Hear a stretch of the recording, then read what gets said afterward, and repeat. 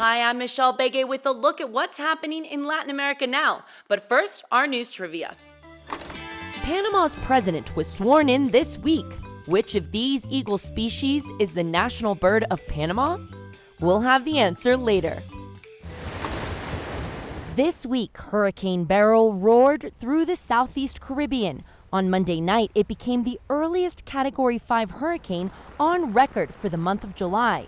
It killed at least 7 people in its first 48 hours, including 2 in northern Venezuela, after making landfall and causing widespread destruction in islands like Barbados, St. Vincent, and the Grenadine Islands and Grenada. Officials in Grenada's Carriacou said it flattened the island in half an hour with its powerful winds of up to 155 miles per hour. Although it was downgraded to a Category 4, Jamaica, Belize, Mexico, and even the state of Texas are on high alert since they are all on the storm projected path. Experts believe the force of this storm shows this hurricane season may be far from normal due to rising ocean temperatures that come with climate change. Panama's president, José Raúl Mulino, was sworn in this Monday. The 65-year-old former security minister promised to tackle illegal migration. More than 500,000 people crossed the Darien Gap between Panama and Colombia last year. In his first address as president, Mulino promised to seek international assistance to find solutions to what he described as a costly humanitarian and environmental crisis. Most migrants come from Venezuela, Ecuador, and Colombia, often at the hands of smuggling gangs. In addition to migration, the new president will have to manage one of the world's key trade routes, the Panama Canal, which was forced to limit traffic this year because of a severe drought.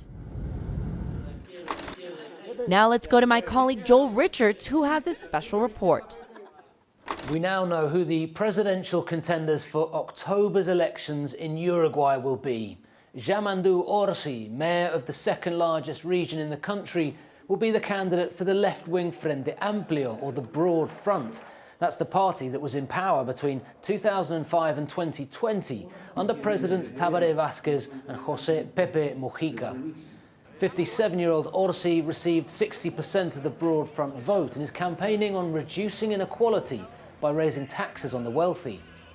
Public safety and inequality are key issues in these elections in the country of 3.4 million people. President Luis Lacalle Pou cannot run for immediate re-election and has faced critics over his handling of crime. The incumbent centre-right coalition candidate will be Álvaro Delgado, a former cabinet member under Lacalle Pou, who has promised to continue the party's pro-business policies. Most analysts expect there to be a November runoff, but in these primaries it was the Broad Front that took the most votes. The winner of this year's election takes office on March the 1st, 2025. Brazilians are battling desertification in the northeastern region of Brazil called Caatinga. Farmers are turning to agroecological practices to recover native vegetation.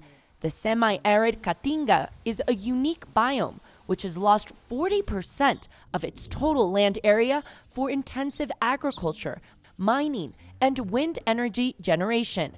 The region is the poorest in the country and is being threatened by climate change and the expansion of large agribusiness. Smaller farmers are trying to counter these challenges with agroecological practices that also produce food for their livelihood.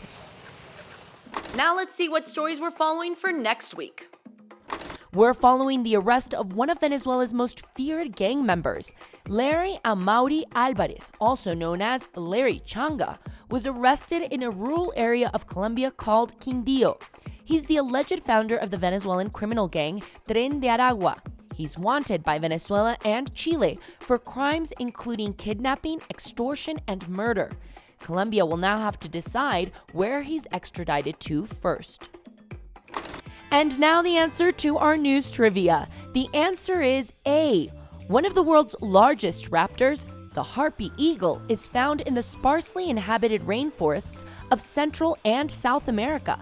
It's the national bird of Panama and the emblem of Colombia's Air Force. It's also Ecuador's symbol for biodiversity. The silent predator has a wingspan that can reach up to 2 meters. These images of the harpy eagle are from Colombia, where conservationists are trying to help two of the majestic species mate. Not an easy task. Did you know they are monogamous and can stay with their partner for up to 35 years? The adults only mate once every 2 to 3 years. And that's it for this week. We'll see you again soon on Latin America Now.